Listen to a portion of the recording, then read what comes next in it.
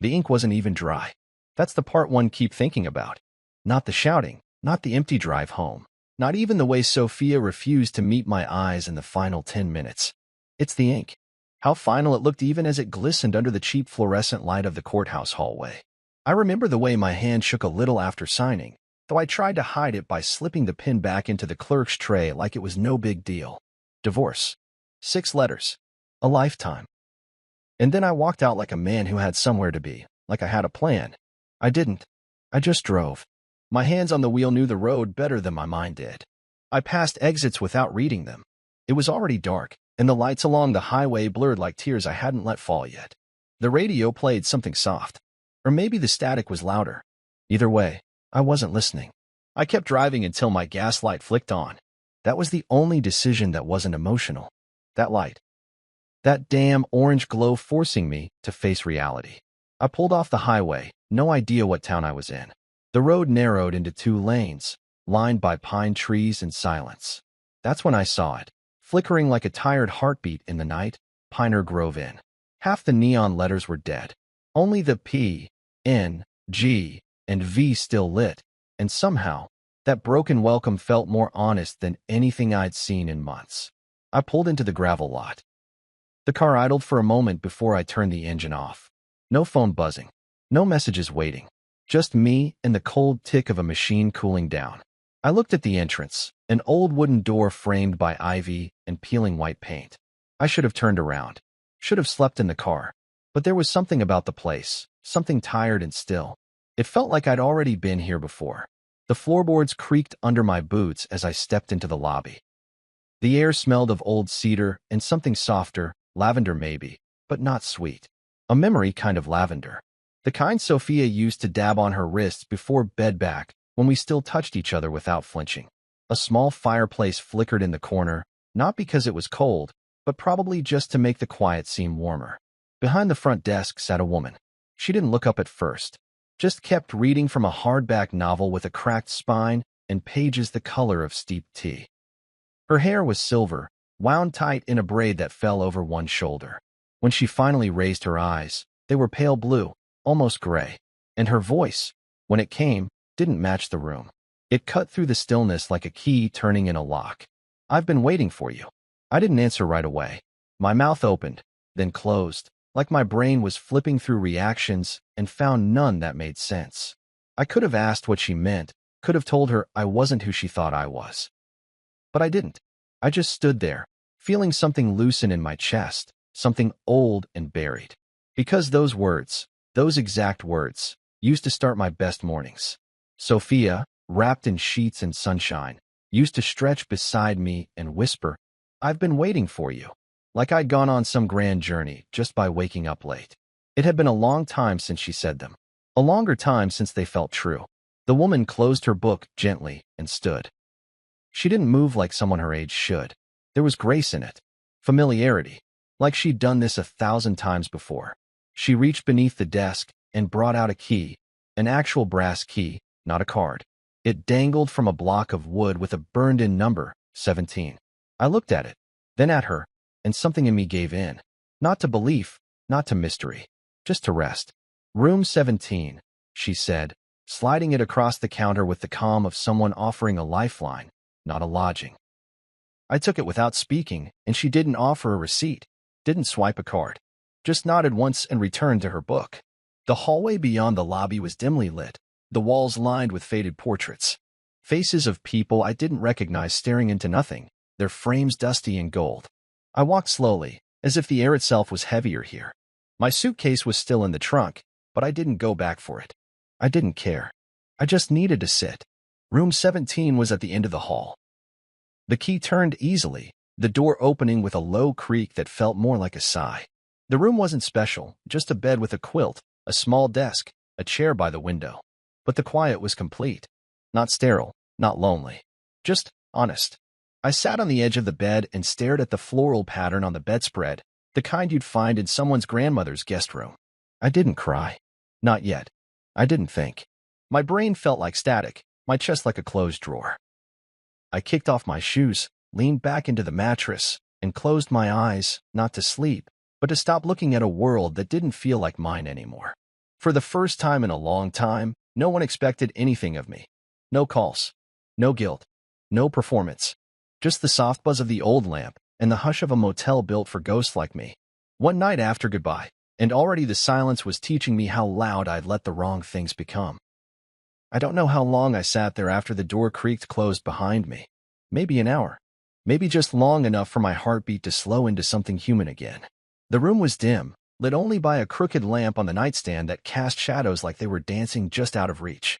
The window overlooked nothing I could name, just trees swaying like they were trying to whisper something to the glass. My palms rested on my knees, still and empty, like they didn't know what to hold anymore. What kept echoing in my head were her words, Miriam's voice. "I've been waiting for you." And the way it snapped something in me. Sophia used to say that, always with a soft smile, always with her hand reaching across the bed sheets like I was a gift. And I'd smile back then.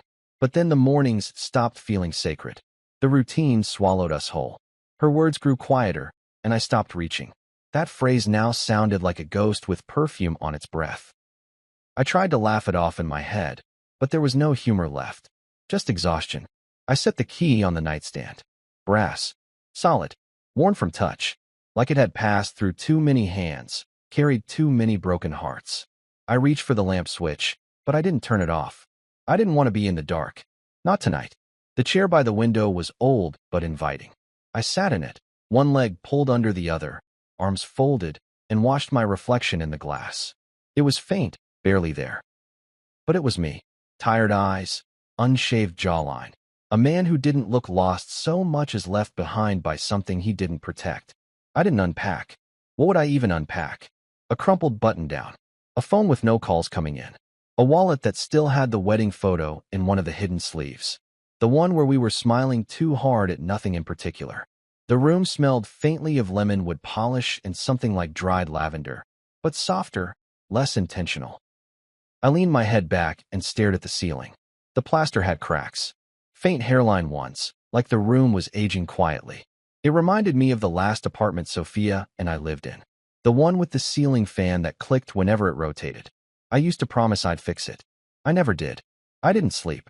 My body tried to convince me to, but my mind was full of soft collisions, scenes I hadn't replayed in months. Her voice from another room, calling my name. The way her fingers used to find my collar when we kissed. That one vacation we never finished planning.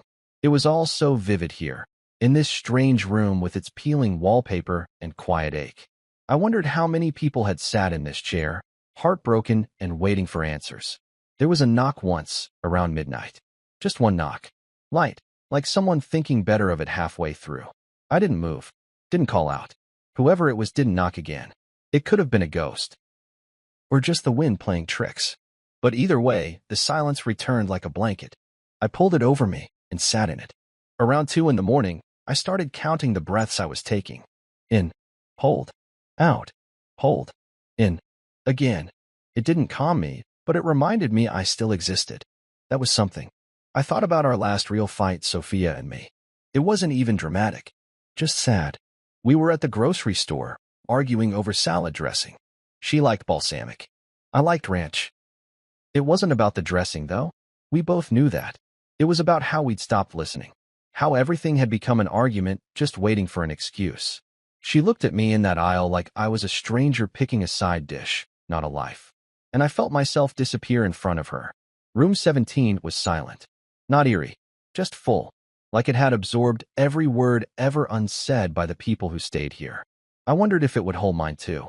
All the things I never told her. All the ways I wanted to say sorry without knowing how. If I whispered now, would the walls remember? I finally laid down some time before dawn. Not to sleep, just to rest my spine against something solid. The quilt smelled like sun and soap. Not fresh, not new, but cared for. Like someone had tucked each fold with intention. That mattered to me in a way I didn't expect. That someone still knew how to be gentle. I turned on my side, watching the key on the nightstand. Room 17. I still hadn't asked for it. Hadn't even said a word when Miriam handed it over. And yet, it was mine. Like this room had always been waiting for me to fall far enough to find it. I traced the pattern of the quilt with my fingertips and finally let my chest rise and fall without holding back the ache. I didn't cry. Not yet. But the weight behind my ribs was heavier than it had been hours ago. Sleep didn't come, but something else did. Stillness. Not peace. Just stillness. A kind of truce between me and the night. Between who I was before the papers and who I might be after. The sun didn't so much rise as it slowly chased away the gray. Light crept into the room, soft and yellow, stretching across the wooden floor like it had done this every day for 100 years. I sat up, rubbed my eyes, and reached for the key again. It felt warmer than it should have. I didn't speak a word that morning. I just stood in the center of room 17 and listened. To the walls. To the stillness. To the version of myself I'd buried somewhere between wedding vows and exit doors. And for the first time since the courthouse, I breathed without feeling guilty for surviving the goodbye. Grief doesn't announce itself with thunder. It doesn't arrive with drama. It waits. It waits until the world is so quiet, so still, that its footsteps sound like gunshots across your chest. It crept into room 17 around 3 a.m., not with a bang, but a breath, a shift in the air. I had just closed my eyes, not expecting sleep but hoping for something close. A blink, a pause, an escape. Instead, the weight I had been keeping locked behind my ribs cracked loose like a dam rupturing from the inside. It started as a tremble in my jaw, just a twitch, a nervous tick maybe, but then my throat tightened, the kind of tight that makes you swallow even when there's nothing in your mouth. My hand reached blindly across the bed, as if it still expected to find her there. Sophia, with her soft night breath and the gentle tug she used to give my shirt when she wanted to pull me closer. But my fingers landed on cold sheets, and that's when the wave hit. My shoulders shook, not just from sadness, but from the sheer disbelief of how far we had fallen. I hadn't cried when we signed the divorce papers. I hadn't cried when she packed her things, half of which I helped carry out to her car like I was loading groceries, not our shared life. I hadn't cried when I found the letter she left tucked between the pages of her favorite poetry book, the one she knew I'd pretend not to read until it was too late. But there, in a motel room that didn't belong to either of us, my chest caved in. It wasn't sobbing. It was a collapse, like the body knew before the mind did.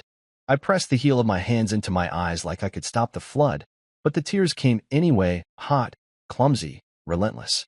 I didn't weep for the divorce. Not exactly. I wept for the slow death we let happen right under our noses. For the mornings we used to eat toast in silence instead of arguing, and for the mornings after that when we didn't eat together at all. I wept for the texts left on read, for the flowers I stopped bringing not because I didn't care, but because I told myself she didn't either. I wept for the night I heard her crying in the bathroom and didn't get up because I told myself, she'll come to me if she needs me. She didn't. And I let her stay on the other side of that door, hoping my silence would be mistaken for strength. The pillow caught most of the sound. I buried my face in it, like a coward, like a man ashamed of emotion even in solitude. My whole body curled, fetal almost. The quilt wrapped around my legs felt like her favorite blanket, the knitted one we fought over during movie nights. That memory alone broke me all over again. The taste of salt burned my lips. My chest heaved with each gasp, like grief was trying to pull every ounce of air out of me. Not just sorrow. I wasn't just mourning a woman. I was mourning the man I used to be when I was with her. The version of me that tried, that hoped, that woke up with her name already floating in his head. That man died long before the ink dried. Eventually, the wave receded. It always does. That's the cruel thing about it. Grief lets you drown but never quite die. It pulls back just enough to let you breathe, and then it waits. I sat up, wiping my face with the sleeve of my shirt, wet and wrinkled and stuck to my arms with sweat. My breath was uneven, shaky, like a man learning how to exist again after being cracked open. I looked around the room. Nothing had changed. The lamp still flickered on its low-wattage setting. The shadows still stretched across the floor like old sins. But something inside me felt different, like the act of crying. Really crying had exorcised something I didn't even know I'd been housing. A kind of decay. Silent. Rooted. Now it was leaking out. The faint scent of lavender lingered in the room. At first, I thought it was the quilt again. But no, it was coming from the bedsheets. A subtle fragrance woven into the fabric. Sophia used to put lavender oil on our pillowcases. Said it helped her sleep. I always said I couldn't tell the difference. But now, in that empty bed, that same scent reached into my chest and pulled her memory close. It hit me like a photograph. Her hair spread across the pillow.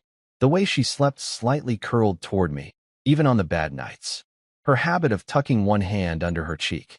The small hum she'd make when she slipped into dreams. God, I missed her in ways I didn't have language for. Not the woman she became when we fought. The woman she was when we were still trying. The woman who used to laugh at my bad jokes and make pancakes on Sundays with 2 mini blueberries. I stood, legs weak, and walked to the small bathroom. The light buzzed on overhead, pale and unforgiving. I looked at myself in the mirror. Red eyes. Blotchy skin. The hollow look of someone who had been emptied out. I touched the edge of the sink to ground myself. You did this, I whispered to my reflection. You let her go. And I had. Not all at once, but in 1,000 small decisions. In the moments I chose work over her. In the evenings I came home and went straight to the couch. In the way I stopped asking if she was okay and assumed silence meant peace. She didn't leave me. She faded. And I let her. Back in the bedroom, I didn't lie down. I sat in the chair again, arms folded, breathing through the ache. The room had become something more than a room. It was a mirror. A confessional. A place untouched by her voice but haunted by it all the same. I didn't sleep that night. But I stopped crying. And in the stillness between sobs and sunrise, I realized something I hadn't dared admit in court, or during the long drive, or even when I checked into this strange place. I hadn't just lost Sophia. I had lost myself first. And this breakdown, was me clawing my way back from that quiet, slow disappearance. One breath at a time. One tear at a time. One night too late. By the third morning, I realized my body no longer followed time, it followed weight. The weight of silence, the weight of memory, the weight of a name I still couldn't say out loud without something cracking behind my ribs. Sleep had visited me in scattered fragments, but I woke up feeling like I'd aged in the corners of my mind. Room 17 had started to feel less like a room and more like a space between things, between what I had and what I'd lost. I hadn't eaten a real meal since arriving. Coffee from the thermos in my car, maybe half a granola bar I found in the glove box. I'd been hollowing myself out without meaning to. So, on that third morning, after pacing the room with socks dragging across the wooden floor, I opened the door and walked toward the dining room. The hallway greeted me with its usual hush. The portraits on the walls hadn't moved, obviously, but there was something about them I couldn't shake. Eyes that followed, or didn't. Faces that looked like they'd all sat in room 17 before me. Maybe not literally, but spiritually. There was a kind of kinship in their stillness. The dining room was at the far end of the main house, past the sitting nook with the chessboard and the bookshelf full of titles no one ever picked up. It wasn't large. 6 small tables, a fireplace that hadn't been lit, and a window that let in enough light to remind you the world was still turning, even if yours had stopped. Only one other table was occupied, an older couple, gray-haired and leaning toward each other in that wordless way long-married people do. They were playing cards, slowly, deliberately, like they weren't in a rush to win. The man had thick fingers and a jaw like a slab of stone. The woman wore a teal scarf and smiled every time she shuffled. I took a seat by the window, furthest from them. The chair creaked under my weight. I sat with my hands folded and stared out, unsure of what I was even waiting for. And then, like she'd been watching me from just out of sight, Miriam appeared. She carried a wooden tray with a mug and a small plate, her steps as silent as breath. She placed it in front of me with the kind of care you reserve for something fragile. "Black coffee," she said softly, "and biscuits, still warm." I opened my mouth to thank her, but she raised her hand slightly, stopping me with a look that didn't feel rude, just knowing. Like whatever I was about to say would have missed the point. She stood there for a moment, eyes on me. And then she said something that landed like a stone dropped into a still lake. "Some men come here after losing battles they didn't even know they were in." I froze. My fingers twitched, and I nearly knocked the cup off the saucer. I looked up at her, throat dry. "What do you mean?" Miriam smiled. Not the warm kind. Not the kind that comforts. It was a sad smile, tight at the corners. "You didn't come here to rest," she said. "You came here to remember. And maybe to admit something." I wanted to argue.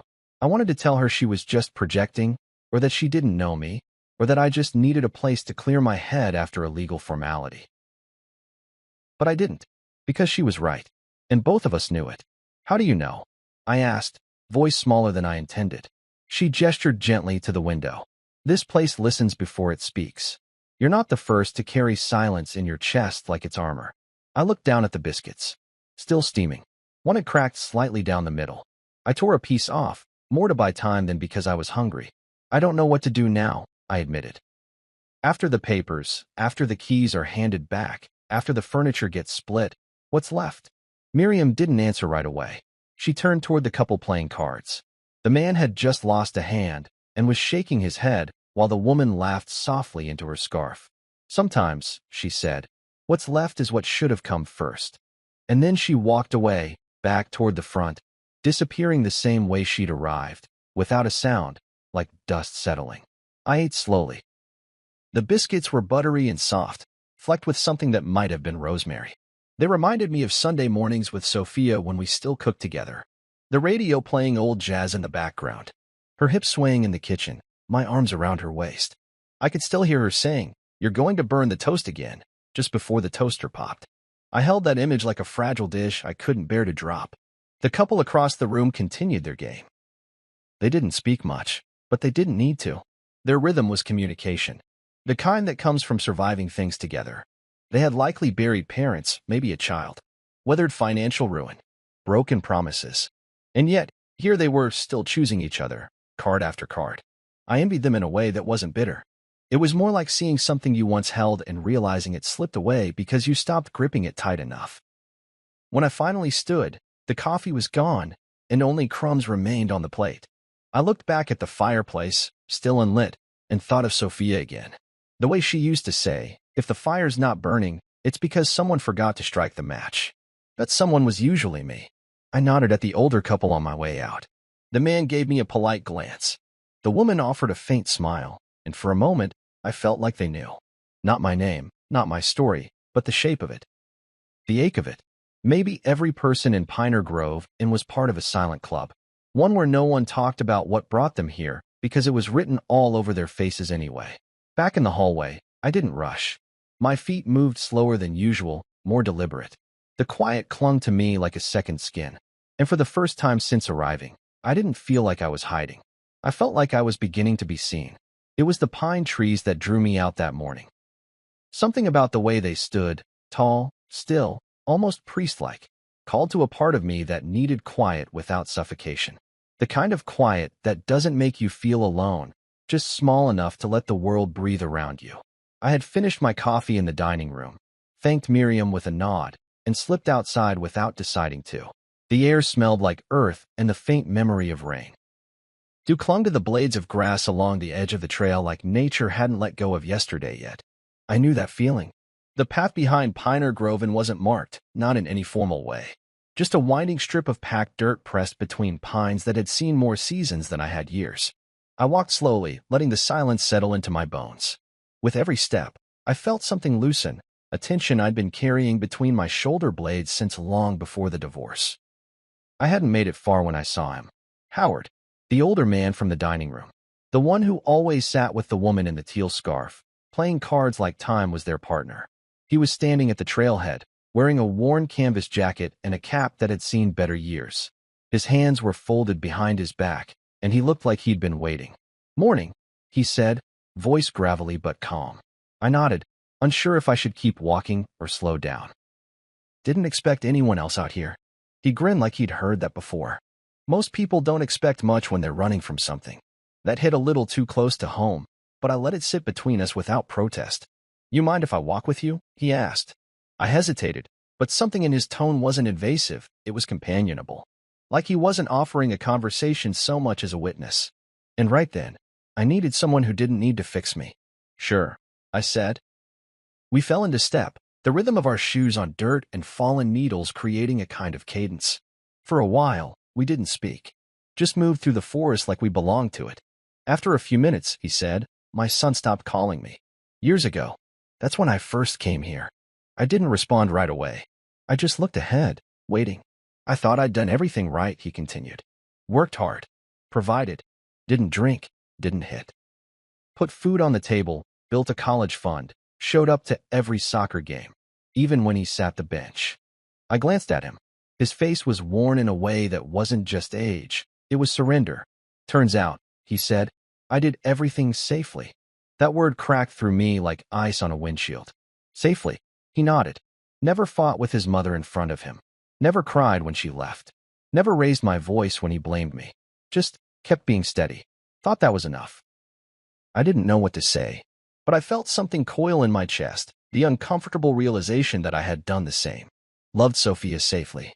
Predictably. Like consistency could replace vulnerability. I didn't chase her, I said quietly. He didn't look at me, just kept walking. Yeah, he murmured. I didn't either.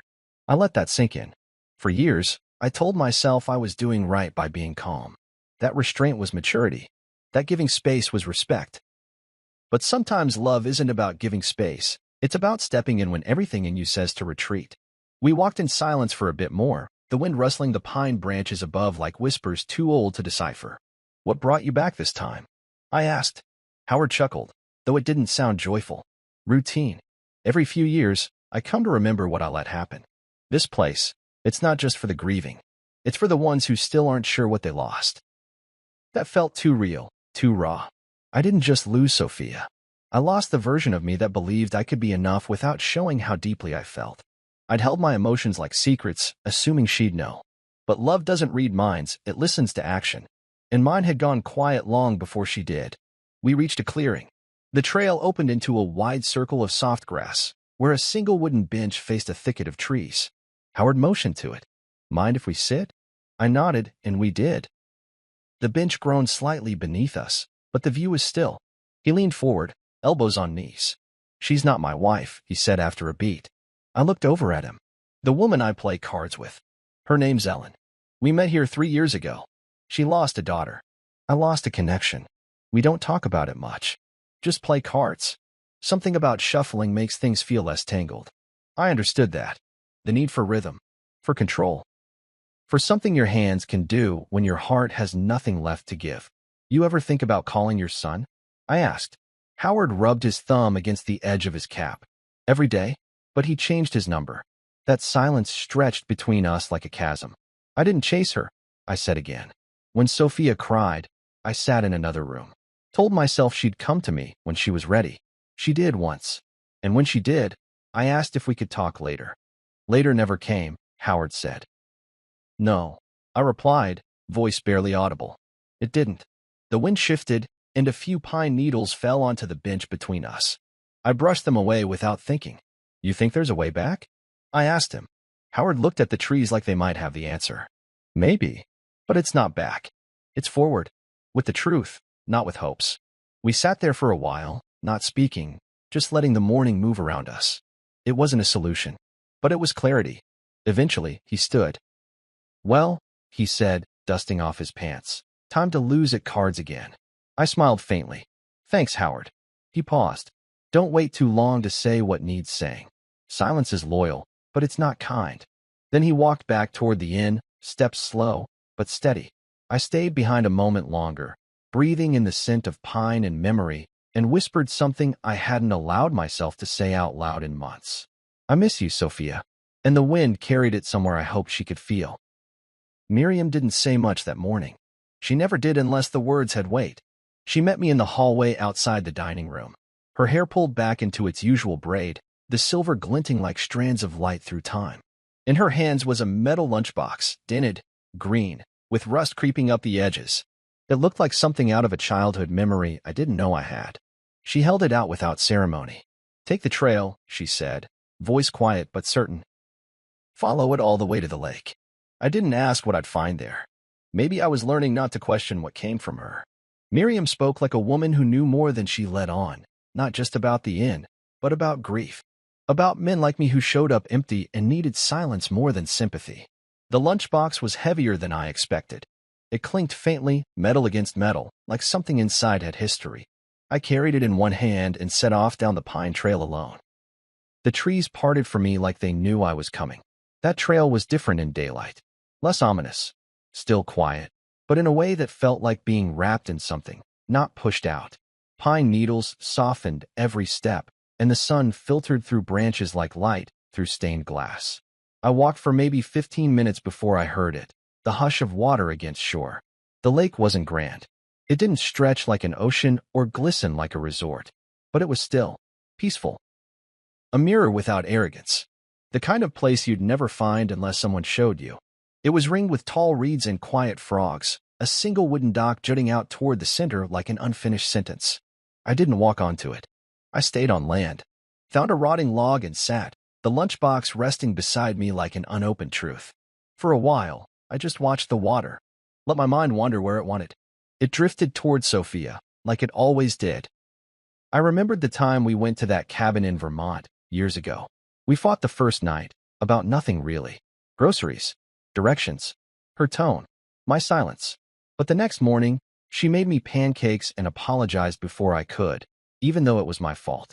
She always did that. Forgave faster than I earned. I opened the lunchbox.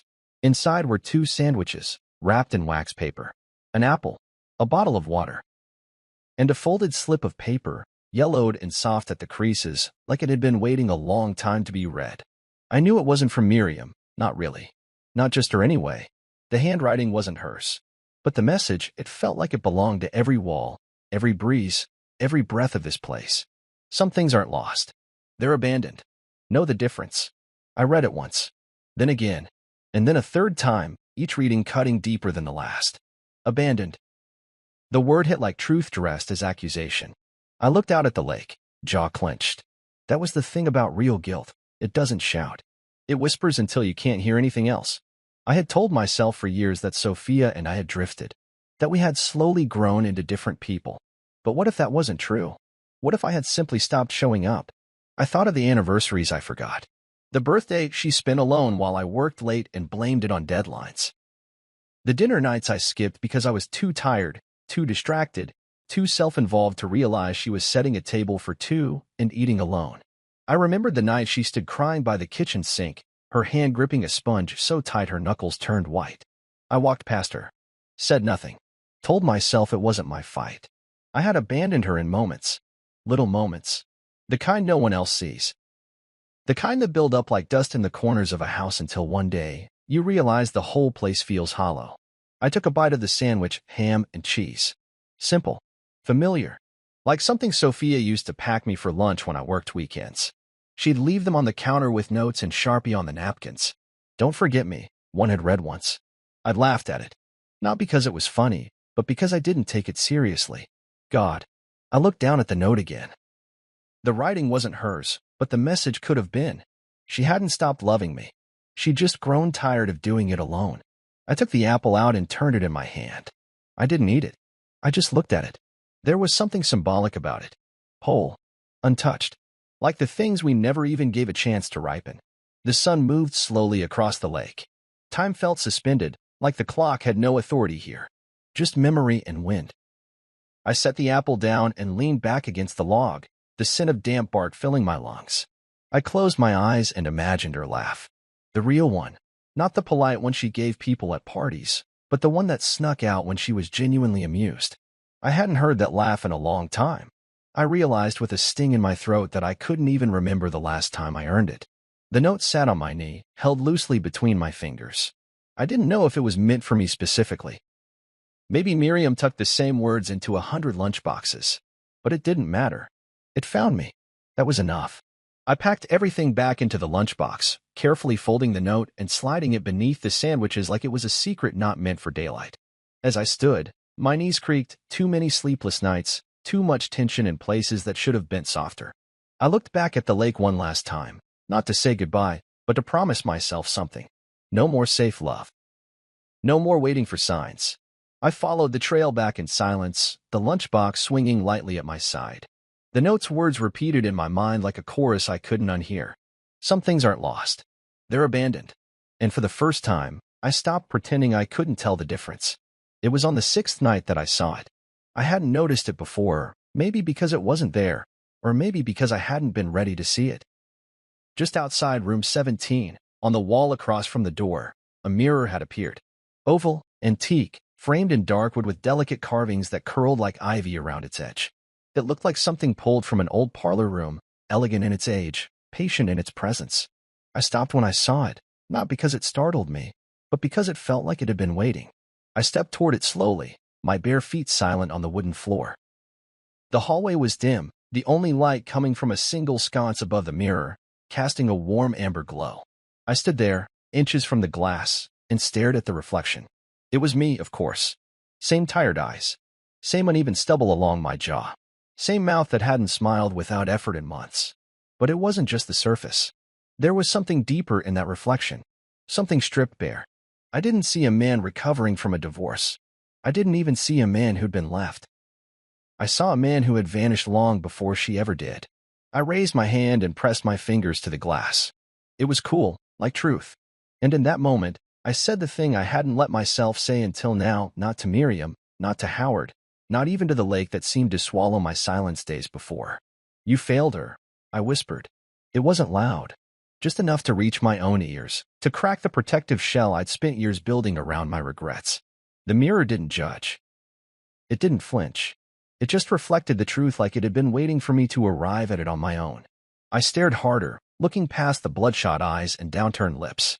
I saw what I hadn't wanted to see since Sophia closed the door behind her for the last time, the ways I let love rust. Rust is a funny thing. It's not sudden. It creeps in, unseen. You don't wake up to find something destroyed. You wake up and realize it's been deteriorating for years and you never thought to check. I stopped checking.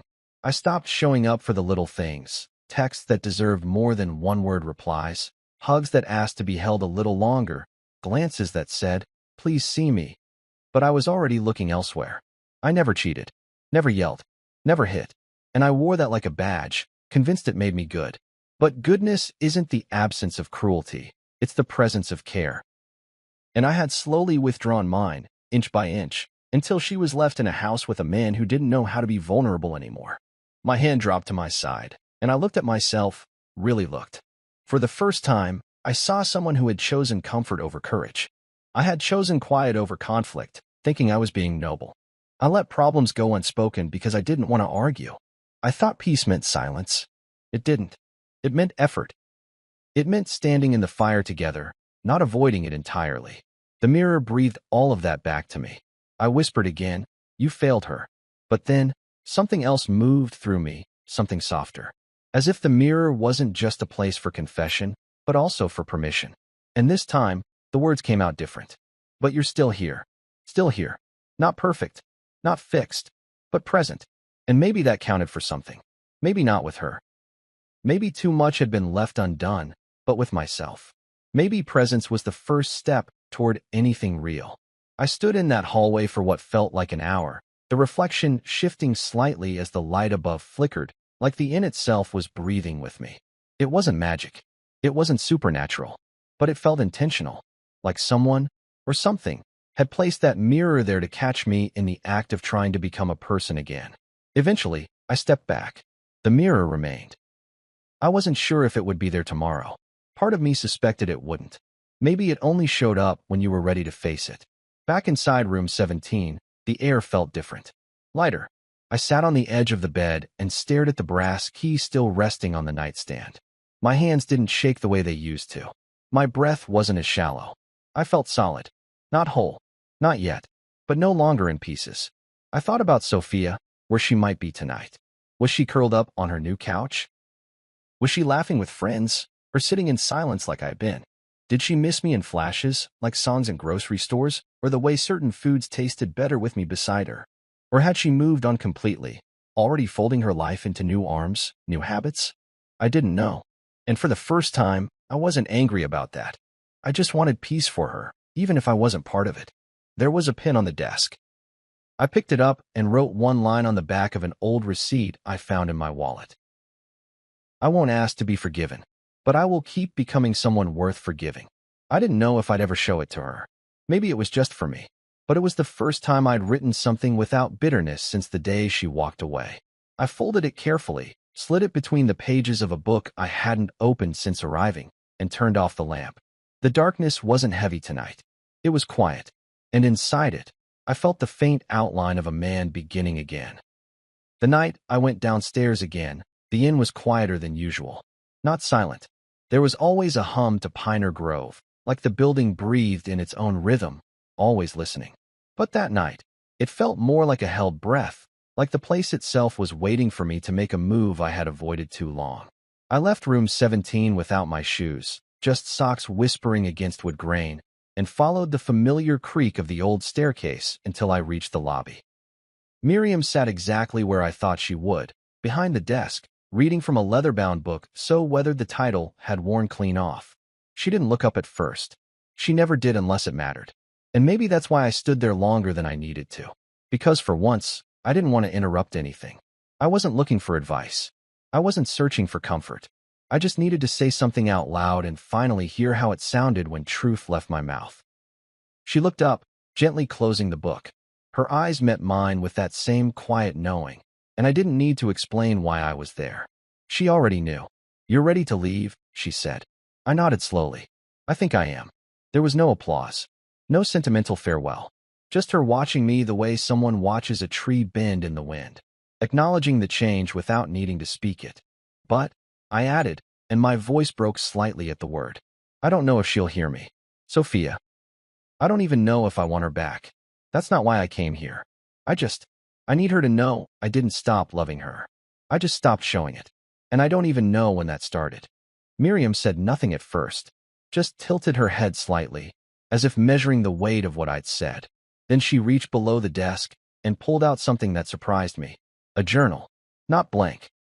It had worn edges, a leather strap wound tightly around it, and pages that looked like they'd been written in by many hands. She set it on the counter in front of me. "This place remembers," she said. I looked at the journal like it was a relic. A vault. I untied the strap, fingers slow and unsure, and flipped through the pages. The handwriting shifted every few entries. Some pages were filled with long stories, others just a sentence. All of it felt like echoes. Regret. Confession. Realizations that had nowhere else to live. Some dated back decades. One page read simply, "I never said I was sorry for what I did. But I say it now, and I say it fully." I turned to a blank page and sat on the small bench near the fireplace, journal in lap, pen in hand. I stared at the page for what felt like an hour. Because how do you reduce everything you've failed at into ink? How do you take years of absence, of withheld affection, of all the times you should have spoken but stayed silent, and give them a shape that fits between two covers? But eventually, the words came. I don't think I ever stopped loving her. I think I started loving her on autopilot. I mistook routine for connection. I thought showing up physically was the same as showing up emotionally. I thought my presence in the house meant she knew how I felt. But love doesn't live in shadows. It needs to be told, repeated, proven. I kept writing. I forgot anniversaries, not because they didn't matter, but because I started assuming they didn't matter to her anymore. I stopped asking how she was, not because I didn't care, but because I feared the answer would require more than I was willing to give in that moment. And when she started crying more than smiling, I told myself she was just tired. But it wasn't fatigue. It was loneliness, and I was the cause of it. I paused. My hand was shaking. My eyes burned. But I didn't stop. I don't want her back out of guilt. I want her to know that she was worthy of more than I gave. That if I ever get the chance again, whether it's with her or someone else, I will not love safely. I will not love lazily. I will not assume that silence means satisfaction. There were no tears. Not now. Only the steady burn of catharsis. When the page was full, I signed my name. Not my full name. Just my first name. The name she used when things were still good. The name that used to make her smile when she whispered it against my neck in the early mornings. I closed the journal and returned it to Miriam. She didn't read it. Didn't even touch it. Just nodded once. "You're lighter," she said simply. I didn't respond with words. I just nodded back, feeling something in my chest I hadn't felt in months. Air. Not emptiness. Not hollowness. But air. Breathable. Forgiving. Real. I turned to leave, but paused in the doorway. "Do people come back?" I asked. "To the inn." Miriam's lips curved into a soft smile. "Some do. Not because they're lost again, but because they remember how they found themselves here." I looked around one last time. The room hadn't changed. The furniture was the same. The light was still dim. But everything inside me had shifted. As I walked back to room 17, I realized I hadn't touched my phone in days.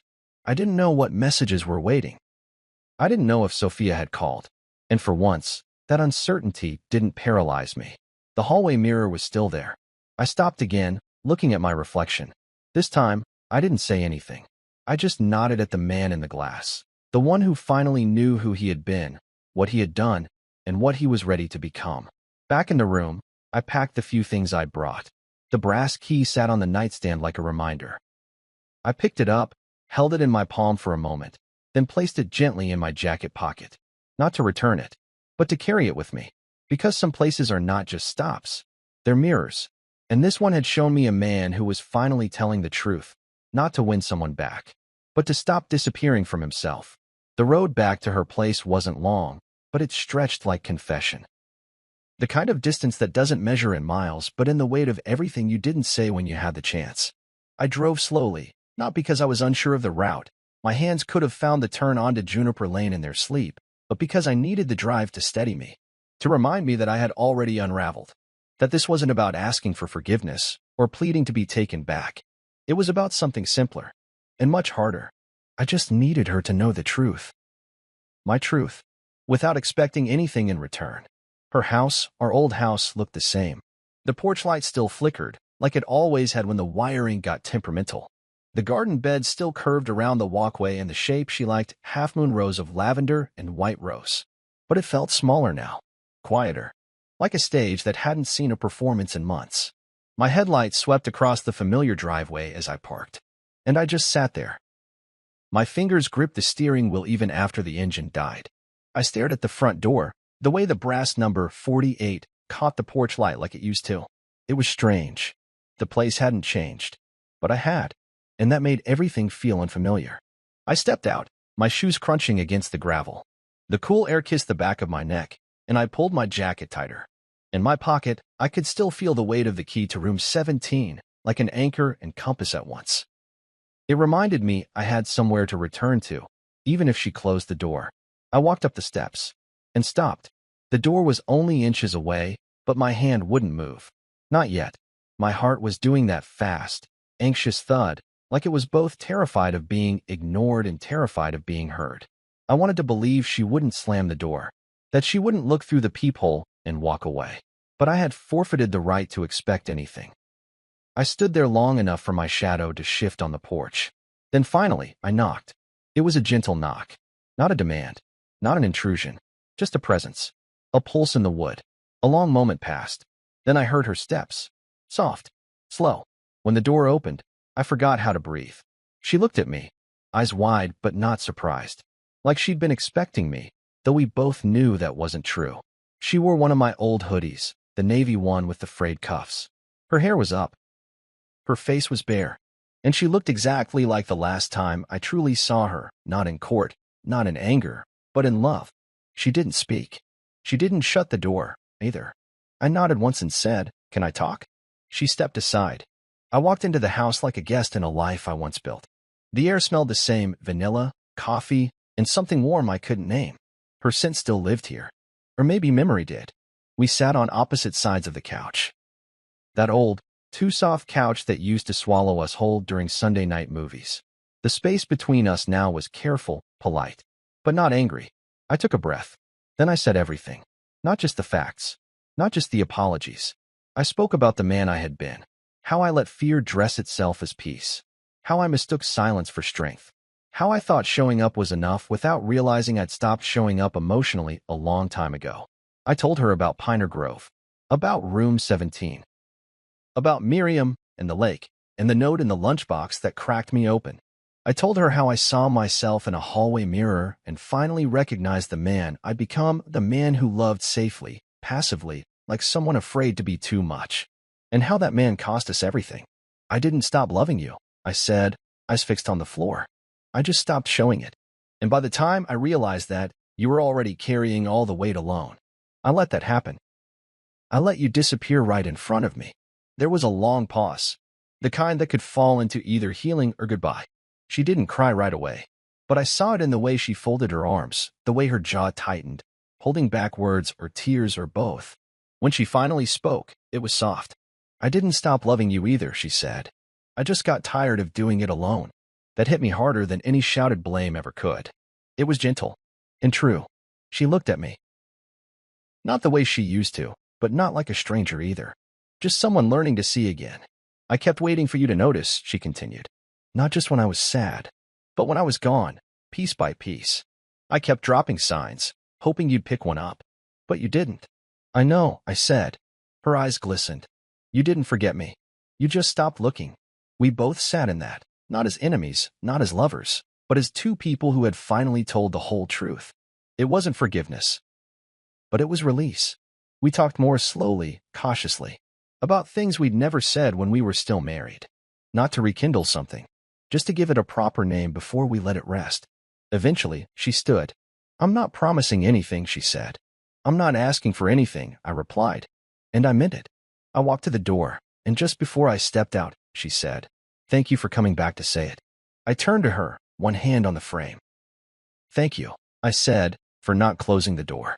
She gave me a small, almost imperceptible nod. Then she gently shut the door behind me. As I stepped back into the night, I realized I wasn't walking away from something. I was walking forward, for the first time in years, with nothing to hide and nothing more to carry but the truth. A week later, I drove back to Pioneer Grove. Not because I was lost again, or because I needed more answers, but because I left something behind. And not just my jacket, though that was part of it. It was something harder to name. Something that clung to the corners of that room, to the scent of the sheets, to the silence in Miriam's voice. Some part of me had begun there, or maybe ended there. I couldn't tell the difference anymore, but I knew I had to return. The gravel crunched beneath my tires like a familiar greeting. The sign still flickered, one of the bulbs having finally given out completely. Pioneer Grove now read more like a riddle than a name. I smiled at that. It fit. I stepped out of the car, jacketless in the early morning chill, the wind brushing my shirt like a memory. The building looked exactly the same, like it had been waiting, the way it always did, the way it did for everyone who ever needed it. Miriam was outside this time, tending to the hedges with a small pair of clippers in one gloved hand and a faded straw hat covering her braid. She looked up before I could say a word and smiled like she already knew why I had come. "You look different," she said, without fanfare. "I feel different," I answered. "Lighter." She nodded, turning back to the hedge with a final snip before setting her tools on the porch railing. "Most people who come here carry too much. You, though, you were carrying something invisible. That's the heavier kind." I reached into the car and pulled out the jacket I'd left. It was folded neatly on the passenger seat, just where I'd forgotten it in those first disoriented hours. But I paused before handing it to her. "This place," I said, "it's not just a motel." "No," she replied simply. "It's not." She held out her hand for the key. "Room 17. I brought it back, still looped to the wooden tag, still warm from my pocket. I held it out. She didn't take it. "Some rooms," she said, "don't belong to buildings. They belong to seasons in your life. That room served you. It witnessed you. You carry it now, not the other way around." I looked down at the key, brass worn smooth from years of passing through hands like mine. "Then what do I do with it?" She smiled. "You keep it, as proof you were here, that you stopped running, that you listened." The breeze stirred, carrying with it the smell of pine and lavender. I remembered that scent. It would follow me in every quiet room I entered from now on. The smell of reckoning. The smell of return. I walked around the property one last time, past the dining room window, where I'd once sat across from silence and coffee, past the trailhead, where Howard and I had walked without pretending. I didn't need to see the lake again. I carried it with me now. The stillness, the note, the memory of choosing honesty at the edge of water.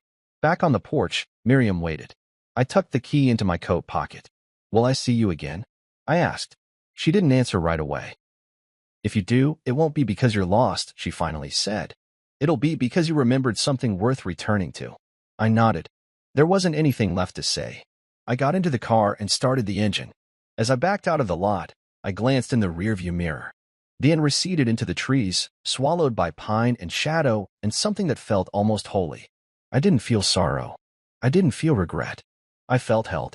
Back on the road, the world looked sharper somehow. Not brighter, but more honest. The gas stations, the highway signs, the weathered barns along the outskirts of town, they didn't feel like things I passed by anymore. They felt like things I could touch, things I could belong to. I didn't drive straight back to Sophia. I didn't call. I didn't text. Some moments don't need updates. Some changes don't need to be narrated. But I carried room 17 in my pocket, in my chest, in my breath. That night, I sat on my porch with a pen and the journal Miriam had let me write in.